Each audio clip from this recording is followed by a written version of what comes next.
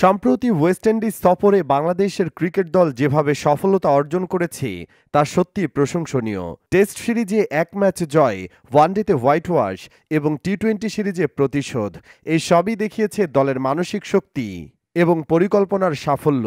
এই অভূতপূর্ব সাফল্যের পেছনে রয়েছে সিনিয়র সহকারী কোচ মোহাম্মদ সালাউদ্দিনের নিরলস পরিশ্রম এবং কৌশলগত দক্ষতা।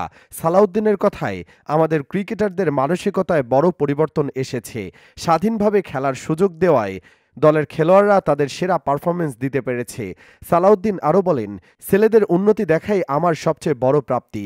তাদের নিজেদের সিদ্ধান্ত নেওয়ার ক্ষমতা বাড়ছে এবং তারা ভবিষ্যতে আরও ভালো করবে। টি-20 ফরম্যাটে বাংলাদেশের অভূতপূর্ব সাফল্যের পেছনে সালাউদ্দিনের প্রভাব অনস্বীকার্য।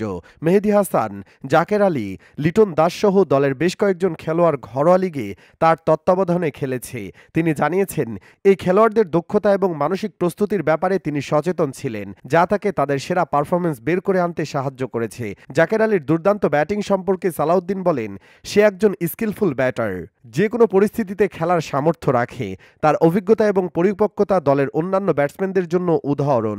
এছাড়া দলের বোলিং ইউনিটের উন্নতির প্রশংসা করেন তিনি বলেন, আমাদের পেসার এবং স্পিনাররা পরিস্থিতি অনুযায়ী বোলিং করার কৌশল আয়ত্ত করেছে। বাংলাদেশের ক্রিকেটের ভবিষ্যৎ প্রসঙ্গে সালাউদ্দিন আশাবাদী। তার মতে, বর্তমান প্রজন্মের খেলোয়াড়রা আগের প্রজন্মকে ছাড়িয়ে যাওয়ার ক্ষমতা রাখে। তিনি বলেন, আমাদের আন্তর্জাতিক ক্রিকেটের অভিজ্ঞতা এখন অনেক বেশি। আমি নিশ্চিত আগামী দিনে আমরা আরও ভালো ক্রিকেট খেলব। জাতীয় দলের কোচিং স্টাফ এবং খেলোয়াড়দের মধ্যে সুসম্পর্ক এবং বোঝাপড়া বাংলাদেশের ক্রিকেটে ইতিবাচক পরিবর্তন এনেছে। সালাউদ্দিনের মতে, খেলোয়াড়দের স্বাধীনভাবে খেলতে দেওয়া এবং তাদের চিন্তাধারা বোঝা ছিল আমাদের সাফল্যের প্রধান কারণ। তিনি আরও জানান, হেড কোচ ফিল সিমন্সও খেলোয়াড়দের ইতিবাচক দিকগুলো সামনে আনতে দারুণ ভূমিকা রেখেছেন।